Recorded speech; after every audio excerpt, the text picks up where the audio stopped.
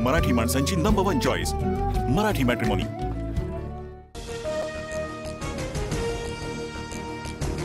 राहुल गांधींच्या लेखाला मुख्यमंत्री फडणवीसांचं लेखानं उत्तर। जनता त्यांना नाकारते, ते जनादेशाला नाकारतात। महाराष्ट्र निवडणुकीमध्ये फिक्सिंग झाल्याच्या आरोपांवर फडणवीसांचा पलटवार। महाराष्ट्रामधील निवडणुकीमध्ये फिक्सिंग झालं नसेल तर माझ्या लेखातील प्रश्नांची उत्तरं द्या। निवडणूक आयोगाच्या स्पष्टीकरणानंतर राहुल गांधींचं ट्विट। मतदार याद्या प्रकाशित करण्याचंही आव्हान। महाराष्ट्रामधील निवडणुकीमध्ये फिक्सिंग झाल्याचे आरोप निराधार। केंद्रीय निवडणूक आयोगानं राहुल गांधींचे आरोप फेटाळले। कोर्टामध्ये दाद मागण्याच्या ऐवजी खोटं नरेटिव्ह पसरवणं चुकीचं, आयोगानं सुनावलं। दोन्ही भाऊ एकत्र आल्यास ठाकरे ब्रँड टिकेल। एकनाथ शिंदेंनीही ठाकरे बंधूंसोबत येणं गरजेचं। शिंदेंच्या शिवसेनेचे नेते गजानन कीर्तीकरांचं मोठं विधान। तर शिंदेंची शिवसेना भाजप प्रणित असल्याचं म्हणत घरचा आहे। लोकशाहीमध्ये कुणालाही कुणासोबतही युती करण्याचा अधिकार। ठाकरेंची शिवसेना आणि मनसे युतीच्या चर्चांवर उपमुख्यमंत्री एकनाथ शिंदेंची प्रतिक्रिया। ठोस निर्णय झाल्यावरच प्रतिक्रिया देण्याचंही वक्तव्य। उद्धव ठाकरे मनसेसोबत युतीसाठी तयार। गेल्या आठवड्यामध्ये मातोश्रीवर बैठक। युतीसाठी प्रयत्न करण्याची जबाबदारी अनिल परबांवर। चंद्रकांत खैरेंचा मोठा दावा।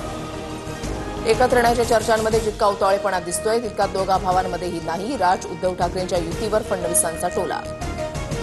पांडुरंगाची इच्छा असेल तर आषाढीपर्यंत बहीण भाऊ एकत्र येतील। राष्ट्रवादी एकत्र येण्याबाबत अमोल मिटकरींचं मोठं विधान। 10 तारखेला पक्षाच्या मेळाव्यात मोठे संकेत मिळण्याचं मिटकरींचं सुतोवाच। सगळ्यांचा बाप म्हणून भाजपचा मुख्यमंत्री बसलाय। कार्यकर्ता मेळाव्यातून नितेश राणेंचा शिंदेंच्या शिवसेनेला इशारा। धाराशिव डीपीडीसीमधील कामांच्या स्थगितीवर बोलताना नितेश राणेंचा घणाघात। नितेश राणेंनी जपून बोलावं, आपण महायुतीमध्ये आहोत हे विसरू नये। शिवसेनेला दिलेल्या इशाऱ्यावरून निलेश राणेंचा भावाला सल्ला। सभेत बोलणं सोपं, पण यामुळे कोणाचा फायदा होतोय, निलेश राणेंचा सवाल। मिटकरींमध्ये हिंमत असेल तर माझ्या केसाला धक्का लावून दाखवा। ओबीसी नेते लक्ष्मण हाकेंचं आव्हान। अमोल मिटकरींनी झाकण झुले आणि वायझेडचा अर्थही सांगण्याचं आवाहन।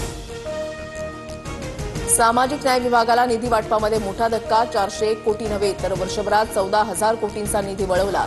सामाजिक न्याय विभागामधील गोपनीय सूत्रांची माहिती। शेतकरी कर्जमाफीच्या मुद्द्यावरून बच्चू कडू पुन्हा आक्रमक। अमरावतीच्या तुकडोजी महाराजांच्या समाधी परिसरात करणार बेमुदत अन्नत्याग आंदोलन। शरद पवार आणि अजित पवार उद्या पुन्हा एकाच मंचावर। वसंतदादा शोधन इन्स्टिट्यूटमधील कार्यक्रमाला उपस्थित राहणार। कार्यक्रमात ऊस उत्पादकतेसाठी एआयवर चर्चासत्र। मुसळधार पावसामुळे हिंजवडीमधील आयटी पार्कला वॉटर पार्कचं स्वरूप। साचलेल्या पाण्यातून बसचा प्रवास, व्हिडिओ व्हायरल। पिंपरी चिंचवडमध्ये दमदार पावसामुळे आयटी पार्क परिसर जलमय। पाण्याच्या निचऱ्याकडे एमआयडीसीनं तातडीनं लक्ष घालावं, सुप्रिया सुळेंचं ट्विट। छत्रपती संभाजीनगरच्या वैजापूर तालुक्यामध्ये ढगफुटी सदृश्य पाऊस। शेतांना तळ्याचं स्वरूप। झाडं कोसळल्यानं अनेक घरांचंही नुकसान। महाराष्ट्रामध्ये कोरोनाच्या 86 नव्या रुग्णांची नोंद। मुंबईमध्ये 28 तर पुण्यामध्ये सर्वाधिक 31 कोरोना रुग्ण आढळले। राज्यात सध्या 595 सक्रिय कोरोना रुग्ण। मुंबई पुणे द्रुतगती महामार्ग आता 10 पदरी होणार। 14,000 कोटींचा खर्च अपेक्षित। महामार्गावरील प्रवास अधिक वेगवान होणार। 27 जूनपासून विठ्ठल रुक्मिणीचं 24 तास दर्शन घेता येणार। ऑनलाईन आणि व्हीआयपी दर्शन पास बंद होणार। आषाढी यात्रेच्या पार्श्वभूमीवर मंदिर समितीचा महत्त्वपूर्ण निर्णय। आज मध्य हार्बर आणि ट्रान्स हार्बर रेल्वेवर मेगा ब्लॉक। मध्य रेल्वेवर विद्याविहार आणि ठाणे, हार्बर मार्गावर पनवेल ते वाशी तर ट्रान्स हार्बरवर पनवेल ते ठाणे ब्लॉक। गडचिरोलीमध्ये गोदावरी नदीमध्ये आंघोळीसाठी गेलेल्या 8 तरुणांपैकी 6 तरुण बेपत्ता। 2 तरुणांना बाहेर काढण्यात स्थानिकांना यश। आंघोळीसाठी गेले असताना दुर्घटना। इस्रायल आणि हमासमधील युद्धाचा सामान्य नागरिकांना मोठा फटका। युद्धग्रस्त गाझा पट्टीमध्ये पार्लेची बिस्किटचा पुडा तब्बल 2,342 रुपयांना। डोनाल्ड ट्रम्प भारताच्या टपाल विभागाकडून नवीन डिजिपिन प्रणाली सुरू। अचूक आणि वेगानं सुविधा पोहोचवण्यासाठी टपाल विभागाचं मोठं पाऊल।